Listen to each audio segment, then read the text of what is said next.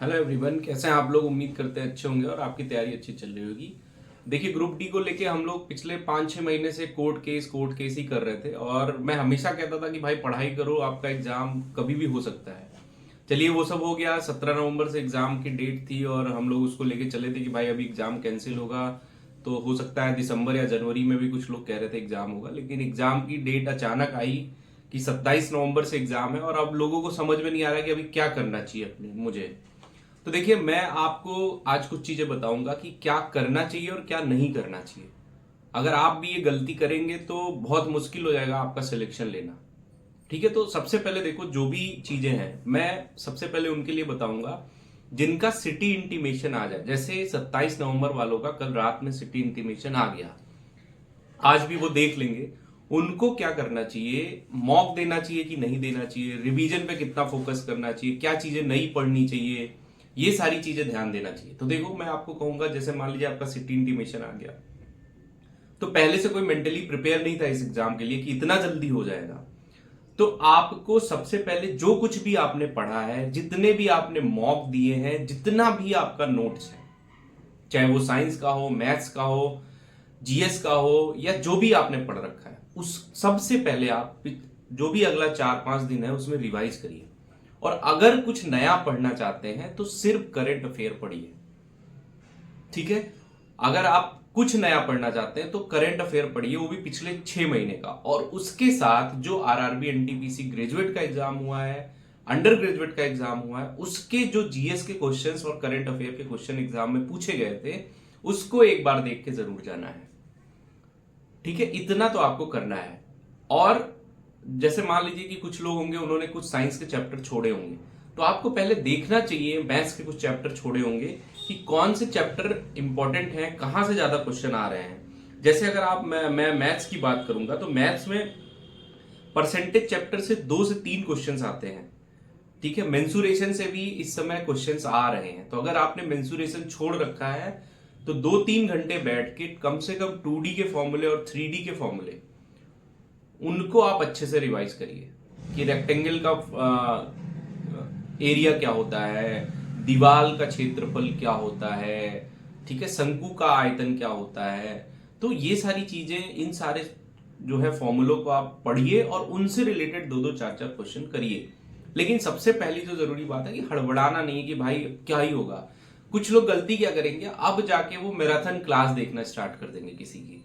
तो अगर आप भी ये गलती करेंगे तो ये समझ लीजिए कि आपके जो 2-4 मार्क्स कम होंगे ना, वो आपकी इसी गलती की वजह से होंगे।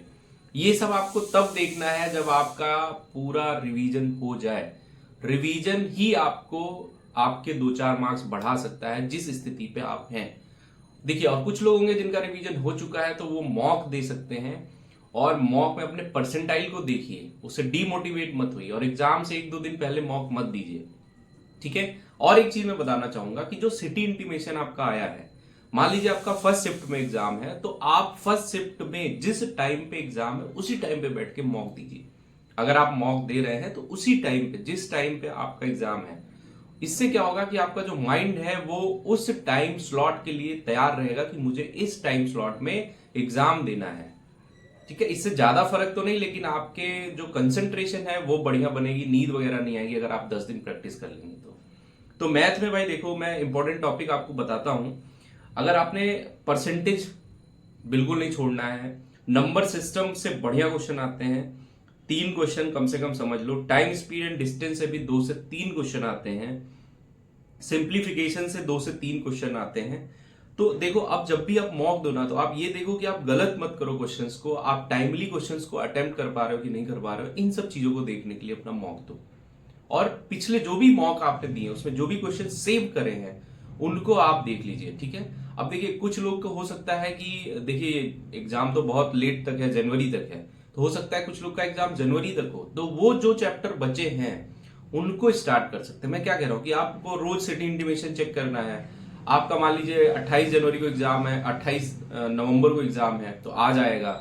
ऐसे ही आप रोज सिटी इंटीमेशन चेक करते रहेंगे तो एक देखिए, आप अगर मेंटली मजबूत होंगे तभी आप नई चीजों को पढ़ पाएंगे। जिस दिन आपका सिटी इंटीमेशन आए उस दिन से आपको अच्छे से रिवीजन करना है। बस एक चीज आप ध्यान में रखिएगा ठीक है। और ट्रिग्नोमेट्री अगर नहीं पढ़ा है तो मत पढ़िएगा, ज्योमेट्री नहीं पढ़े हैं तो ना मत पढ़िएगा, जिन्होंने पढ़ रखा है वो भले पढ़ ले, नहीं तो नहीं पढ़ने की जरूरत है। मेंसुरेशन जरूरत है, क्योंकि मेंसुरेशन से 2-3 क्वेश्चन आएंगे और वो सिलेक्शन में कहीं ना कहीं आपको डिफाइन करेंगे कि आपका एज एक रहेगा सिलेक्शन में। उसके बाद रीजनिंग में सीरीज वगैरह कर लीजिएगा अच्छे से, कोडिंग डिकोडिंग से 3-4 क्वेश्चन हर एग्जाम में आते हैं, बहुत कॉमन चीज है ये, ठीक है। अब जनरल अवेयरनेस में देखो भाई, अगर आप सबसे ज्यादा फोकस करंट अफेयर पे करिए, 6-7 क्वेश्चन आते हैं, बहुत वास्ट है। हिस्ट्री से 3 से 4 क्वेश्चन ही आते हैं इसमें, पॉलिटी से 4-5 क्वेश्चन आते हैं। मुझे पॉलिटी बेसिकली बहुत पसंद थी, पॉलिटी से क्वेश्चन फंसते भी हैं तो पॉलिटी कर सकते हो। ज्योग्राफी से 2 क्वेश्चन और इकोनॉमिक्स से 1 से 2 क्वेश्चन आता है। तो ओवरऑल आप जीएस में जो भी पढ़े हो बस उतना रिवाइज कर लो और करंट अफेयर पे फोकस करो, बाकी कुछ नया करने की जरूरत नहीं, क्योंकि बहुत ही ज्यादा ब्रॉड सिलेबस है और आप कुछ नहीं कर सकते 8 दिन में, ठीक है। सबसे ज्यादा जो साइंस में क्वेश्चन आते हैं वो फिजिक्स में आते हैं, तो फिजिक्स में 8 से 9 क्वेश्चन आते हैं, और इलेक्ट्रिसिटी वाला चैप्टर हो गया, आजकल मैग्नेटिज्म वाला क्वेश्चन चैप्टर हो गया, उसके बाद यूनिट्स एंड मेजरमेंट से चैप्टर हो गया। तो यहाँ सबसे आप यूनिट सारी याद कर लीजिए, जो बेसिक फॉर्मूले मैंने कुछ क्वेश्चंस कराए हैं न्यूमेरिकल के ऊपर, मेरी एक सीरीज है 8-10 वीडियोज हैं उस पे आप न्यूमेरिकल्स देख सकते हैं कि कौन से न्यूमेरिकल पे कैसा क्वेश्चन आता है। तो सारे न्यूमेरिकल्स आपको फिजिक्स में रटे हुए होने चाहिए, ये समझ लीजिए। केमिस्ट्री से भी 7 से 8 क्वेश्चन आ रहे हैं, तो केमिस्ट्री के भी जो भी केमिकल रिएक्शन क्या होता है, फिजिकल रिएक्शन क्या होता है, ये सारी चीजें आपको अच्छे से हर एक चीज, एसिड एंड बेसिस वाला चैप्टर, एनसीईआरटी के सारे चैप्टर्स जो से क्लास 10th और 9th में, उन्हीं सारे चैप्टर से क्वेश्चंस आता है। पिछली बार हुआ क्या था कि जो बीच बीच में कलर्ड वाला पोर्शन होता रहता था, या जो क्रियाकलाप कराते थे, उन सारे चीजों से क्वेश्चंस पूछे जाते हैं। तो अगर आपने पढ़ा है तो गुड, नहीं तो फिर वो नहीं पढ़ पाएंगे, बस रिवीजन करिए उसके लिए। तो बस मैं इतना कहना चाहूंगा कि अगर आपका सिटी इंटीमेशन आ जाता है तो रिवीजन करिए और करंट अफेयर पे फोकस करिए, और सबसे बड़ी बात थोड़ा सा पेशेंस रखिए, मतलब हड़बड़ाना नहीं है कि अचानक एग्जाम हुआ तो सबके लिए अचानक एग्जाम है, इस चीज को सोच के चलिए। सिलेक्शन लेना है तो धैर्य पूर्वक पढ़ाई करके आप सिलेक्शन लीजिए और अच्छे से पढ़िए। कोई भी प्रॉब्लम आती है तो आप टेलीग्राम पे मुझसे पूछ सकते हैं, इंस्टाग्राम पे जुड़ सकते हैं। वीडियो अच्छी लगी हो तो लाइक करिए और चैनल को सब्सक्राइब करिए। चलिए, ऑल द बेस्ट।